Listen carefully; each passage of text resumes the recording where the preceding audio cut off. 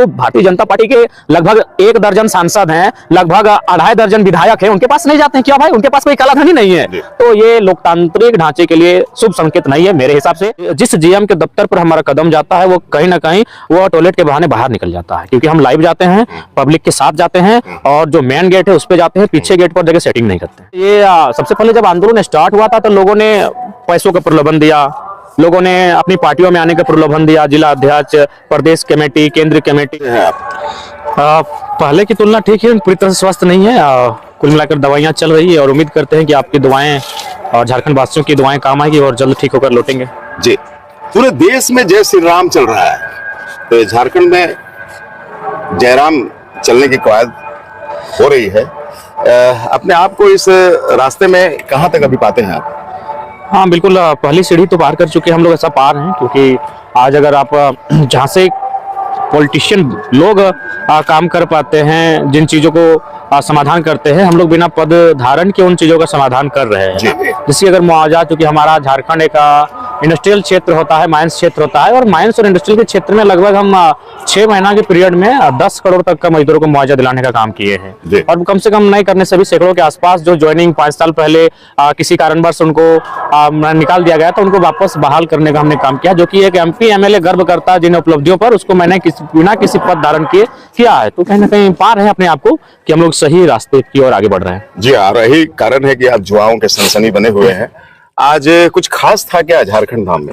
क्योंकि इस क्षेत्र का भ्रमण था तो उसी दरमियान ये याद आया कि हम लोग किताबों में झारखंड धाम को पढ़ते थे, अध्ययन करते थे। झारखंड की एक आस्था का केंद्र, झारखंड की गौरव का प्रतीक, तो सोचा आज वहाँ दर्शन करते हुए, आशीर्वाद लेते हुए निकले, जो हमारे 2024 में भी हमारे और हमारे राज्य के लिए भी प्रेरणादायी हो।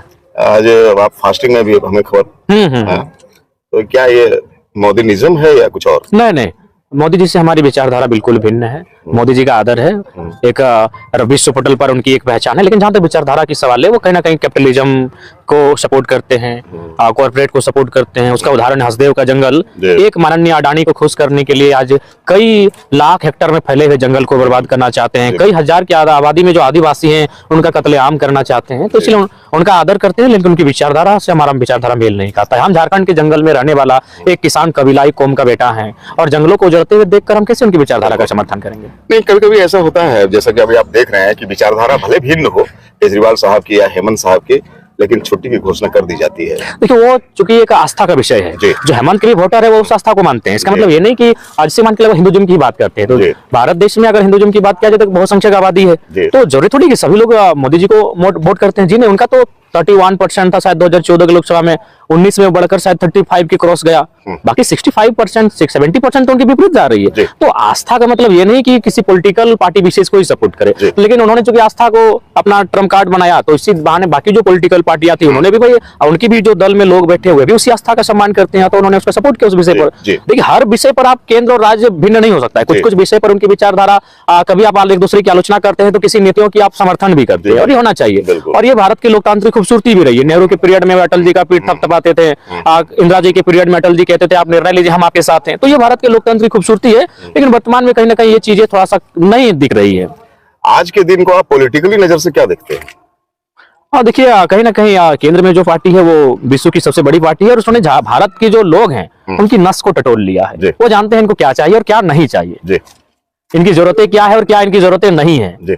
तो भारत जो है एक भावनाओं का देश है, और मेरा मानना है इसी कारण आज हम लोग जो जेन्युइन मुद्दे हैं उन पर कहीं ना कहीं थोड़ा पीछे हट जाते हैं। तो आदरणीय प्रधानमंत्री की बात रहे या फिर उनके जो पार्टी है, जब बड़ी पार्टी है तो बड़े लोग हैं, वो भारत की, खासकर उत्तर भारत की नब्ज को टटोल चुके हैं और उस पर वो प्रभावी तौर पर काम कर रहे हैं। आप एजुकेशन की बात करते हैं, रोजगार की बात करते हैं और माटी की बात करते हैं, तो एजुकेशन और रोजगार को लेकर के केजरीवाल साहब की आम आदमी पार्टी भी खड़ी हुई इस देश में, और माटी और आदिवासी संस्कृति और झारखंडी संस्कृति की बात करते हैं, हेमंत भी उसी रास्ते से चल करके आया। आप में क्या अलग है इन दोनों से? देखिए, हम में अलग ये रहेगा, वो हमारे सबसे खासियत रहेगी कि हम लोग उनकी जो तौर तरीके उनको हम लोग फॉलो नहीं करेंगे। अच्छा। जैसे कि ठीक है, हेमंत जी बात कहते हैं कि हम उद्योगपतियों से टक्कर लेंगे, हम जो कोल्स है, कैपिटल कोल इंडिया है, उनसे टक्कर लेंगे, लेकिन ये वो अपने कथनों में कहते हैं जी। जबकि जब धरातल पर ये बात सामने आती है कि कुछ महीनों पूर्व उनकी चचेरी बहन का शायद विवाह था, जिसमें टाटा की ओर से 80 लाख का लाइट खर्चा दिया गया। तो वो शख्स अगर अपने भाषणों में कह दे कि हम कॉर्पोरेट के खिलाफ जाकर जो उन्होंने जमीन अधिग्रहण के खिलाफ जाएंगे, तो पॉसिबल नहीं है। कथनी और करनी में थोड़ा उनका अंतर हो जाता है। इसलिए हम लोग का मानना है कि हम लोग जो कथनी है उसको करते हैं, और आज ये माहौल बदले हैं, क्योंकि हम भले राजधनवार में बैठे हैं, लेकिन आप धनबाद बोकारो की न्यूज आपके पास होगी। वहाँ जिस जीएम के दफ्तर पर हमारा कदम जाता है, वो कहीं ना कहीं वो टॉयलेट के बहाने बाहर निकल जाता है, क्योंकि हम लाइव जाते हैं, पब्लिक के साथ जाते हैं, और जो मेन गेट है उस पर जाते हैं, पीछे गेट पर जगह सेटिंग नहीं करते हैं।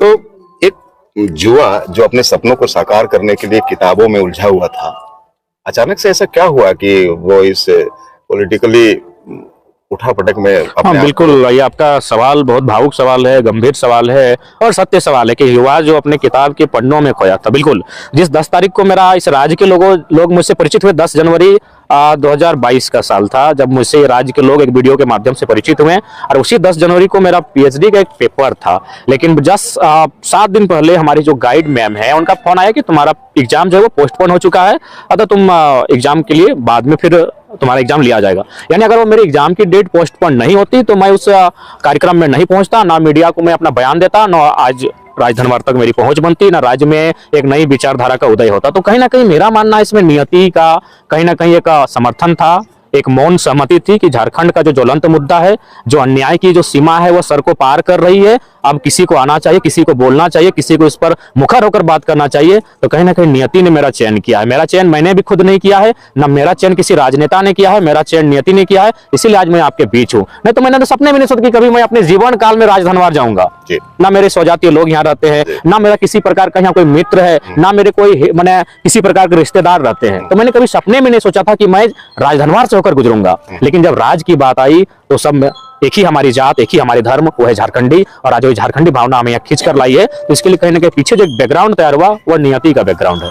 मतलब एक टर्निंग पॉइंट न सिर्फ जयराम महतो के जीवन के लिए था, बल्कि सूबे के भी जीवन के लिए भी एक टर्निंग पॉइंट था कि ऐसा लड़का आके खड़ा हुआ है जो उन मुद्दों पर बात करता है जिन मुद्दों पर एमपी एमएलए साफ शब्दों में उन पर सांप सूंघ जाता है। आज टाटा की बात है, मैंने खुले शब्दों पर कहता हूं, आज भले आप विश्व पर भारत की उन्नति की बात करते हैं, लेकिन जिन्होंने आपको जमीन दान दिया, आप जाके देखिए डिमना लेक हो या चांडिल का लेक हो, वहां उनका 1300 करोड़ या 13,000 करोड़ का बिल बकाया है। आज आप नगर निगम की बात करते हैं, आपका आदित्यपुर नगर निगम है, जबकि मैन जमशेदपुर नगर निगम होना चाहिए था। ये बहुत सारी चीजें हैं जो एमपी एमएलए को बात करना चाहिए था टाटा के विषय पर। मैं सीसीएल बीसीसीएल पर आता हूं तो उनकी जो गलत नीतियां हैं उनकी खुली आलोचना करता हूं। अभी सड़क चौड़ीकरण हो रहा है, मैं उसकी नीतियों में केंद्र की आलोचना करता हूं कि एक शख्स रामगढ़ में 30 लाख में अपनी जमीन खरीदता है, लेकिन जब जमीन अधिग्रहण होता है सरकार से मात्र 4 लाख में उसका सारा जमीन अधिग्रहण कर लेते हैं। बताइए वो बंदा नक्सली बनेगा या पूरे परिवार के साथ आत्मदाह करेगा? तो उन मुद्दों पर बात करने वाले झारखंड में कोई नहीं है, क्योंकि सबको डर लगता है, वो टकरा नहीं सकते उन कॉर्पोरेट से। मैं टकराने का आदी हो चुका हूं, इसीलिए लोग मुझे पसंद करते हैं और मेरे साथ खड़े होते हैं।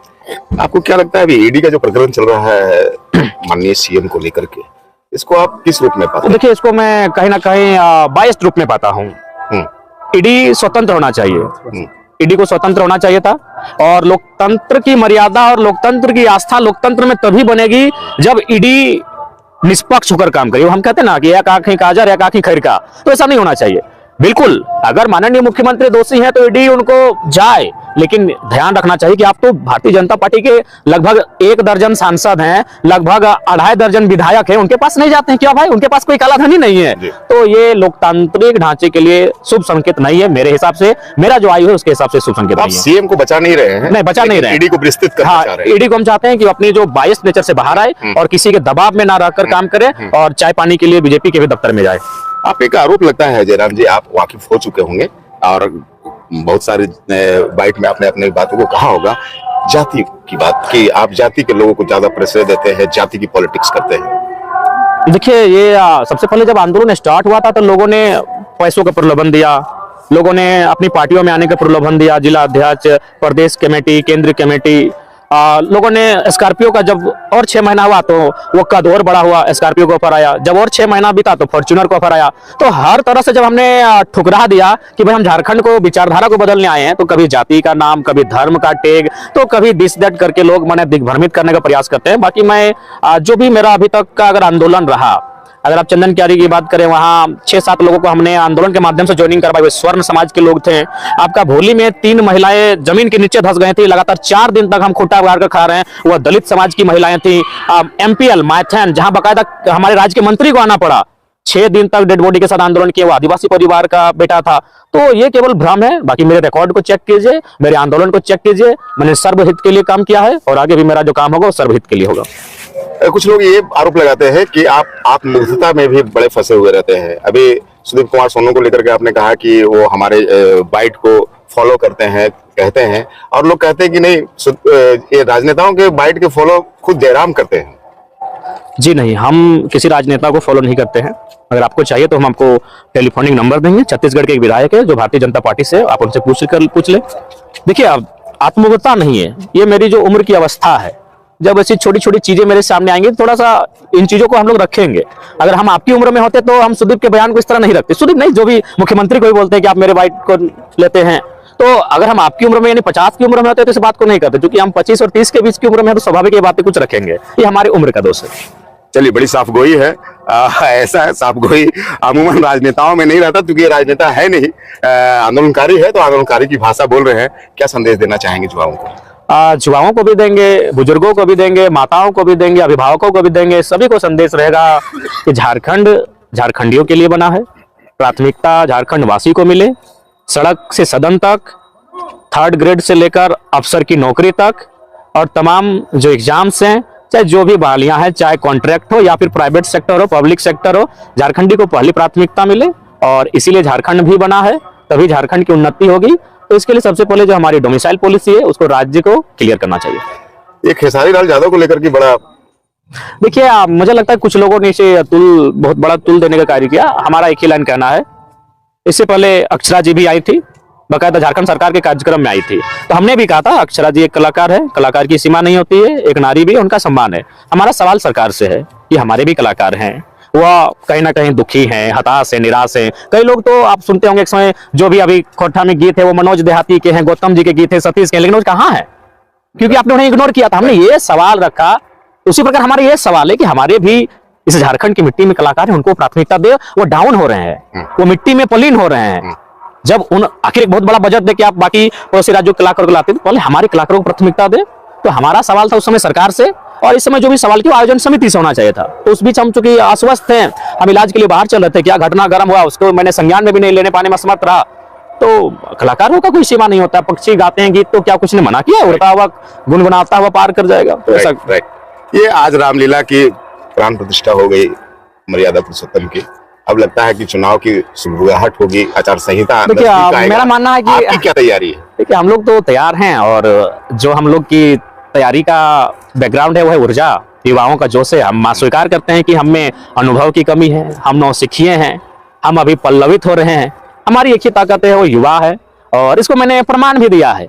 और मैं अपनी फिर आत्मनिर्भरता की बात नहीं करूंगा, लेकिन आप पूरे माने वर्ल्ड के इतिहास को खंगाल लीजिए कि शायद ही कोई पॉलिटिकल लीडर ऐसा होगा जो स्कॉर्पियो के छत पर बिना पानी पिए, बिना, हमको लग रहा 10 सेकंड का भी गैप नहीं हुआ होगा, और हमने डुमरी के मैदान में लगभग पूरा 4 घंटा का भाषण दिया। तो मुझे उम्मीद है कि जब आदरणीय नरेंद्र मोदी झारखंड आएंगे, आदरणीय राहुल गांधी जी झारखंड आएंगे, आदरणीय केजरीवाल जब झारखंड आएंगे, वह जब आधे घंटा का स्पीच देंगे, हम लोग 4 घंटा देंगे, तो उनके अनुभव को हम लोग अपने जोश से, अपनी एनर्जी से बांटने का काम करेंगे। ग्लैमर है आपका। लोकसभा चुनाव में आपकी पार्टी शिरकत करेगी? बिल्कुल करना चाहिए, और करना चाहिए करेगी ही जी। हम लोग करेंगे, इसलिए करेंगे कि अगर हम लोकसभा में पार्टिसिपेट नहीं करते हैं तो हमारे जो योद्धा तैयार हुए हैं वो कहाँ जाएंगे, किनके साथ जाएंगे? तो हम लोग लोकसभा चुनाव लड़ेंगे, और कुछ मुद्दे ऐसे हैं जिनका समाधान दिल्ली में होगा। जैसे भूमि अधिग्रहण का जो बात आती है, वन्य अधिकार कानून की बात आती है, वो दिल्ली के चर्चे हैं, उनका चर्चा दिल्ली में होगा। और विधानसभा की कुछ रणनीति? लोकसभा के जस्ट तुरंत बाद हम लोग विधानसभा पर फोकस करेंगे, और हम लोग उम्मीद करते हैं कि विधानसभा में तो खैर बहुत बड़ा बदलाव हम लोग भी उम्मीद रखते हैं कि एक अच्छी सीटों को हम लोग जीतेंगे, और सरकार में अगर हमारी भूमिका रही तो राज्य के लिए बहुत कुछ हम लोग करेंगे।